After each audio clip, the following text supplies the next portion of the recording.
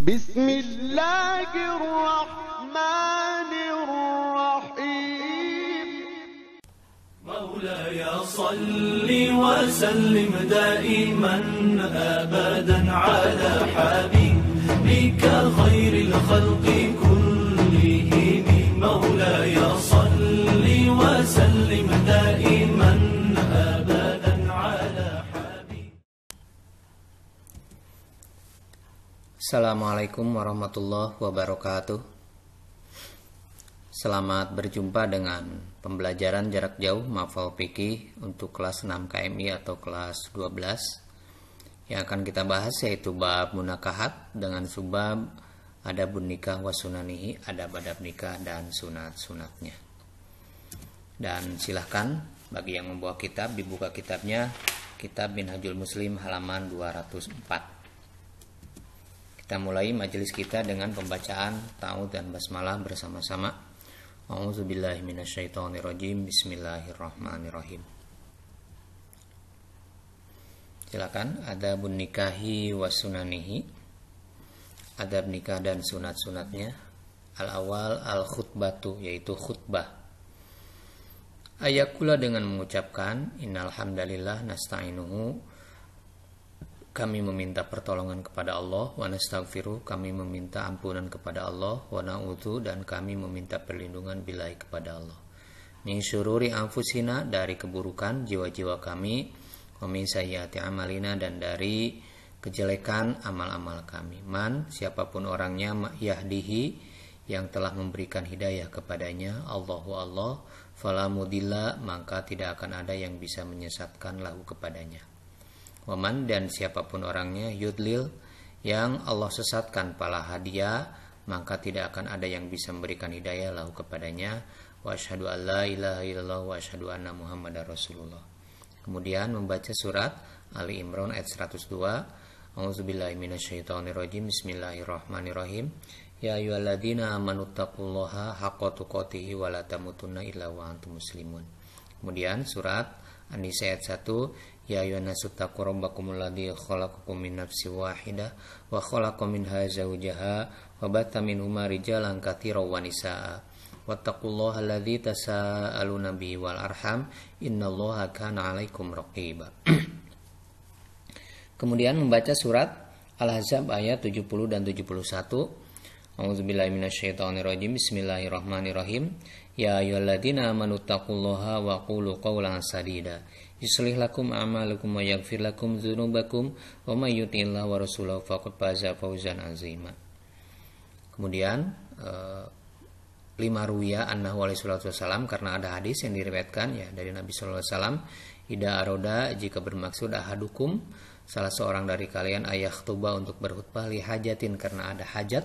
Disebutnya khutbah-khutbah tadi itu adalah khutbatul hajah ya. Minikahin, karena ada pernikahan, au ghairihi, atau yang lainnya. Falyakul alhamdulillah ila akhirih, yang tadi. Itu yang pertama. Jadi yang wajib itu adalah yang sunat itu adalah khutbah nikah. Nah, ini khutbah nikah itu adalah seperti khutbah yang lain dalam rukunnya, yaitu pertama membaca hamdalah, kedua membaca sholawat, dan ketiga membaca ayat ataupun dari Al-Quran ya, ayat dari Al-Quran. Selanjutnya berwasiat dengan ketakwaan. Hanya saja bedanya kalau khutbah Jumat, khutbah Id ataupun khutbah istisqa dilakukan 2 kali, khutbah nikah ini cukup dilakukan 1 kali khutbah saja. Adapun isinya dari khutbah itu adalah isinya tentang nasihat pernikahan ya, dan menjelaskan tujuan pernikahan, yaitu sakinah. Jadi tujuan pernikahan itu harus dijelaskan bahwa tujuan pernikahan adalah sakinah. Adapun yang dimaksud dengan sakinah adalah tentram, tenang. Itu kan tentram, tenang. Dalam surat Al-Fat ya, kita baca waladzi anzala sakinata fi qulubil mu'minina liyazdadu imanan ma'a imanihim. Jadi kalau orang sudah sakinah itu ketika menikah dia sakinah, liyazdadu imanan ma'a imanihim, akan bertambah keimanannya. Jika sebelum nikah dia orang yang malas dalam beribadah, maka setelah nikah dia menjadi orang yang rajin dalam beribadah. Jika sebelum nikah dia dakwahnya kurang bagus, kurang rajin, malas, maka setelah nikah dakwahnya menjadi rajin. Itulah yang disebut dengan sakinah, bukan sebaliknya. Setelahnya nikah amalnya berkurang, dakwahnya juga berkurang, statusnya juga berubah dari status mujahid misalnya menjadi status bukan mujahid, jadi mantan mujahid. Naudzubillah ya. Nah, ini khutbah nikah juga dilakukan oleh wali ya, atau orang yang dipercaya oleh keluarga calon mempelai. Bahkan dalam kitab I'anatul Thalibin, ini khutbah nikah boleh dilakukan oleh calon mempelai laki-laki. Adapun waktunya, waktu yang disunahkan adalah sebelum akad nikah. Jadi sebelum akad nikah, di sebelum akad nikah maka si kedua calon mempelai itu diberi ilmu dulu tentang pernikahan, diberi tausiah dulu, diberi nasihat dulu. Itu yang pertama ya, tentang khutbah. Selanjutnya walimah ya. Yang kedua dari sunah-sunah nikah itu adalah walimah. Al-walimatu liqaulihi sallallahu alaihi wasallam li Abdurrahman bin Auf, kepada Abdurrahman bin Auf lama tazawwaja, ketika beliau menikah di Madinah ya.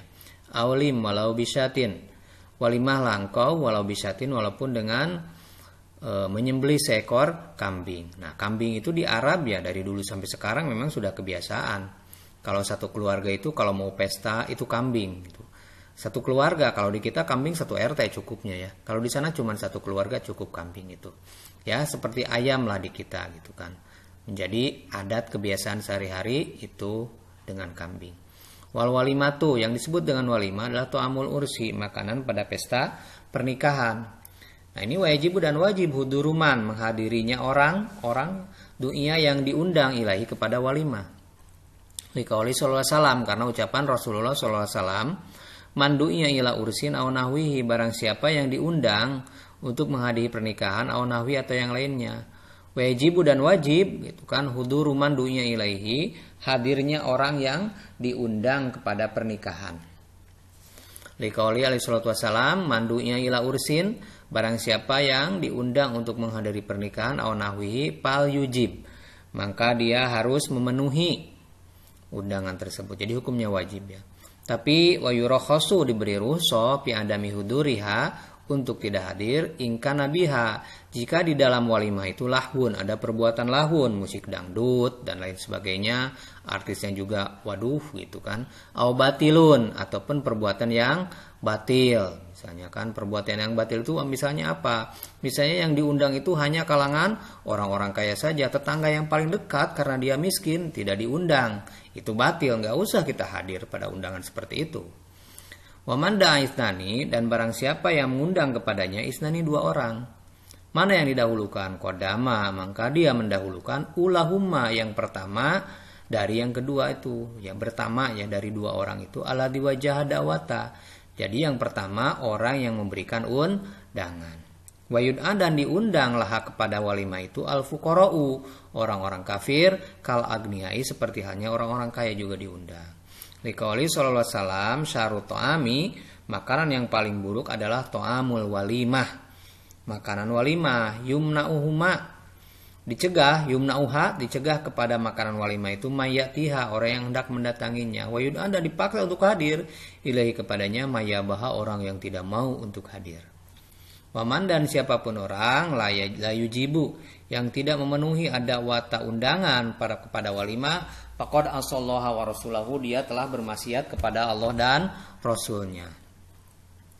Waman dunya wa huwa shaimun, dan barang siapa yang diundang sedangkan dia dalam keadaan saum ajaba dakwata, maka dia harus memenuhi undangan. Wa insya'a akala, maka kalau boleh, kalau mau dia makan. Tapi ingkana saumu tatawuan, jika saumnya sunat. Kalau saumnya wajib dia tidak boleh makan. Misalnya saum wajib dalam rangka qadha, dia tidak boleh makan, tidak boleh membatalkannya. Wa insya'a, jika dia berkehendak da'a, maka dia berdoa saja lahum, untuk mereka. Wa kharaja liqauli sallallahu alaihi wasallam, dan dia pulang karena ucapan Rasulullah sallallahu alaihi wasallam, idza du'iya ahadukum, jika diundang salah seorang di antara kalian, pal yujib, maka harus memenuhinya. Fa in kana shaiman, kalau dia saum, pal yusoli, maka berdoalah. Ayatu, yaitu berdoalah. Fa in kana muftiron, jika dia membatalkan saumnya karena saum sunat, pal yat'am, maka dia boleh makan. Ini walimah ya. Yang kedua, hukum walimah itu pertama wajib menghadiri walimah jika diundang. Yang kedua, boleh tidak menghadiri walimah walaupun diundang jika di dalamnya ada perbuatan lahwun seperti tadi ada musik dan lain sebagainya, musik-musik yang diharamkan ataupun batil. Misalnya yang diundang hanya kalangan orang-orang kaya saja. Yang ketiga, boleh orang yang diundang untuk menghadiri walimah tapi tidak datang tanpa alasan syar'i, maka hukumnya dosa. Yang keempat, jika diundang oleh 2 orang, maka yang harus didatangi adalah pertama orang yang mengundang lebih dulu. Yang kedua, walimah yang di dalamnya diundang orang-orang fakir dan orang-orang kaya. Selanjutnya, makanan yang paling buruk adalah makanan pada walimah yang di dalamnya hanya mengundang orang-orang kaya saja, sedangkan orang-orang fakir tidak diundang. Terakhir, tentang walimah. Jika diundang menghadiri walimah dan kita dalam keadaan saum sunnah, maka ada 2 pilihan. Boleh mendoakan saja, boleh juga dibatalkan saumnya. Bagaimana kalau saum wajib? Maka tidak boleh dibatalkan. Itu tentang walimah. Selanjutnya yang ketiga. Yang ketiga, i'lanun nikahi. Mengumumkan, memberitahukan pernikahan. Bidupin, dengan dub, rebana, waginain, dan dengan lagu-lagu. Mubahin yang dibolehkan. Liqouli sallallahu alaihi wasallam, karena ucapan Rasulullah sallallahu alaihi wasallam, pasluma bainal halal wal haram, pemisah antara halal dan haram itu adupu, yaitu rebana, wasautu, dan suara-suara. Arabi adu'a'u, mendoakan li zaujaini, kepada suami istri, liqouli Abi Hurairah, karena ucapan Abi Hurairah radhiyallahu anhu, ana Nabi sallallahu alaihi wasallam, sungguhnya Nabi sallallahu alaihi wasallam, karena terbukti Nabi idza rafa'a, ketika menikahkan alinsana kepada manusia, idza tazawwaja, menikahkan, qala baraka, mudah-mudahan memberikan keberkahan, Allahu Allah laka, untukmu, laka terhadap sesuatu yang nikmat untukmu, wa baraka, dan mudah-mudahan Allah memberikan keberkahan untukmu, alaika, terhadap sesuatu yang tidak nikmat. Jadi laka artinya manfaat, sesuatu yang bermanfaat, terasa nikmat, dan alaika artinya madorot, sesuatu yang musibat apapun mudah-mudahan menjadi barokah, itu alaika. Wa jama'a, dan mudah-mudahan Allah mengumpulkan bainakuma, kepada kalian berdua, fil khairi, dalam kebaikan. Al-Khamis, yang kelima, ayadula fi syawalin, mulai mendukhul istrinya di bulan Syawal. Qauli Aisyah radhiyallahu anha, tajawwazani, telah menikahiku Rasulullah sallallahu alaihi wasallam fi syawalin, di bulan Syawal. Wabana, dan mendukhul bi, kepadaku fi syawalin, juga di bulan Syawal. Karena ketika menikah usia 6 tahun, ketika mulai dukhul usia 9 tahun, jadi 3 tahun ya. Fa ayunisai Rasulullah sallallahu alaihi wasallam, maka siapakah perempuan ataupun istri Rasulullah sallallahu alaihi wasallam, kana ahlu indahu minni, yang lebih beruntung daripadaku, wakanat, maka terbuktilah Aisyah tastahibu, dia menyukai atau mensunatkan ayyudkhala, untuk diduhul nisa'aha, perempuan-perempuannya, ayadhula bagi laki-laki itu untuk menduhul nisa'aha, kepada wanita-wanitanya, fi syawalin, di bulan Syawal. Yang keenam, idza dakhala, ketika masuk ya seorang suami ala zauji, ke tempat istrinya, akhoda binasihatiha, pegang ya nasiahnya, nasihat itu ubun-ubunnya, waqala, dan dia mengatakan, Allahumma inni as'aluka, ya Allah, ini sungguhnya aku, as'aluka, aku minta kepadamu, min khairiha, dari kebaikan istri ini, wa khairi ma jabaltaha, dan dari kebaikan jabaltaha yang kau timbulkan daripadanya. Wa a'udzubika, dan aku,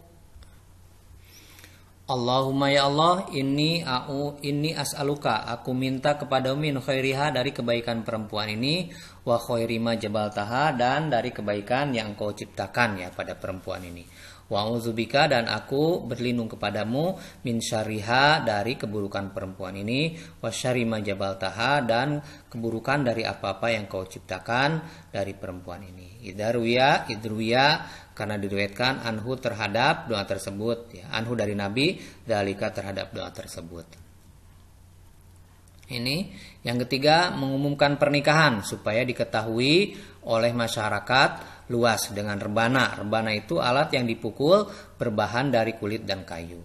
Dan lagu-lagu yang dibolehkan. Nanti ya, kalau yang pernikahan yang dibolehkan itu ya hiburan-hiburannya dijelaskan dalam kitab Al-Halal wal Haram oleh Syekh Yusuf Qaradawi. Dilihat saja kitabnya ya.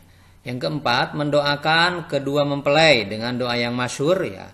Berdoa itu dengan tujuannya senangnya dalam rumah tangga itu mudah-mudahan menjadi barokah. Yang disebut barokah itu mendatangkan kebaikan, yaitu ziyadatul khair ya. Ziyadatul khair dalam kehidupan, susahnya juga supaya menjadi barokah. Itu kan dari doa barakallahu laka wa baraka alaika wa jama'a bainakuma fi khair. Terus mulai menggauli istri di bulan Syawal, kemudian ketika masuk ke tempat peraduan memegang ubun-ubun istri dan berdoa dengan doa yang tadi yang sudah dicontohkan. Selanjutnya yang ketujuh, yaqulu inda iradatil jima. Ya, berdoa ketika bermaksud jima. Bismillahirrahmanirrahim. Allahumma jannibni syaitan. Allahumma ya Allah jannib, juga menjauhkan ni kepadaku asyaitona setan. Wa jannib, dan mudah-mudahan menjauh asyaitonu syaitan ma razaqtana, terhadap apa yang engkau berikan kepada kami sebagai rizki. Lima ruya anhu sallallahu alaihi wasallam, kan diriwayatkan dari Nabi sallallahu alaihi wasallam annahu qol man qala, barang siapa yang mengatakan doa yang terberat seperti tadi, Allahumma jannibni syaitan wa jannibi syaitan ma razaqtana, fa in qudira, jika ditakdirkan bainahuma, antara keduanya, bidzalika, dalam hubungan tersebut, waladun, anak, la yadurra, maka tidak akan membahayakan dalikal walada, terhadap anak tersebut, asyaitanu setan, abadan, selamanya. Yang kedelapan, yang terakhir, asamin yukrohu, dimakruhkan li zaujaini, kepada suami istri, ifsya'u ma jara bainahuma, menyebarluaskan yang terjadi antara keduanya, min ahaditsil jima, dari kehidupan seksualnya. Liqauli sallallahu alaihi wasallam, inna min syarrin nasi, sungguhnya manusia yang paling buruk indallahi, menurut Allah, manzilatan, tempatnya yaumal kiamati, pada hari kiamat, ar-rajula, adalah seorang laki-laki, yufdi, yang dia itu mendatangi ilal mar'ati, kepada istrinya, wa tubdi juga, dan juga mendatangi mar'ahnya, balas mendatangi ilahi, kepada suaminya, sumayung syiru, kemudian menyebarkan sirrohuma, rahasia keduanya. Jadi yang keenam, berdoa sebelum melakukan hubungan suami istri dengan doa yang tadi, supaya jika punya anak tidak bisa digoda setan. Karena setan, ya kalau orang itu tidak berdoa ketika melakukan hubungan suami istri, akan bersekutu dalam harta dan anak, dalam surat Al-Isra ayat 64 wasyarikhum fil amwali wal aulad. Setan itu bareng-bareng dalam anak dan juga harta. Selanjutnya, terakhir, hendaknya suami ataupun istri tidak menyebarkan rahasia kehidupan seksual mereka kepada orang lain, termasuk mengumbar kemesraan di muka umum. Itu tidak boleh. Karena Nabi ketika akan beradu lari dengan Aisyah, beliau meminta para sahabat untuk berjalan terlebih dahulu. Kenapa? Supaya mereka tidak melihat kemesraan Nabi beserta istrinya.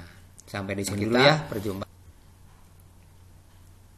Ada patah yang dibacakan oleh Imam Syafi'i, ilmu itu ibarat air, jika didiamkan dia akan keruh dan membusuk. Oleh karena itu catat ya, setelah dicatat amalkan, fahami, hafalkan, amalkan, dakwahkan. Tutup dengan doa subhanakallahumma wa bihamdika asyhadu an la ilaha illa anta subhanaka astaghfiruka wa atubu ilaik walhamdulillahirabbil alamin. Wassalamualaikum warahmatullahi wabarakatuh.